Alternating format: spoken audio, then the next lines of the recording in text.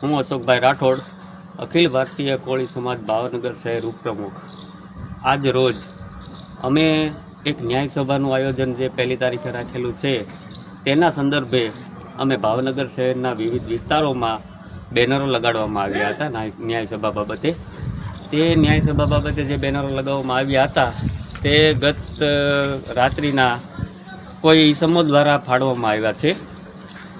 તે બેનરો જે લગાવેલા હતા ફાળવવામાં આવ્યા છે અને તેના સીસીટીવી ફૂટેજો પણ અમારી પાસે આવ્યા છે. તો તે બાબતે અમે યોગ્ય તપાસ કરવા માગીએ છીએ અને સીસીટીવી કેમેરાના આધારે અમે તપાસ કરવા માગીએ છીએ કે આની પાછળ કોનો હાથ છે, કોના કહેવાથી બેનરો ફાડ્યા છે, તેની યોગ્ય તપાસ થાય અને તેના ઉપર યોગ્ય કાર્યવાહી થાય તેવી અમારી માંગ છે અને એની તપાસ આજે અમે કરાવવાના છીએ.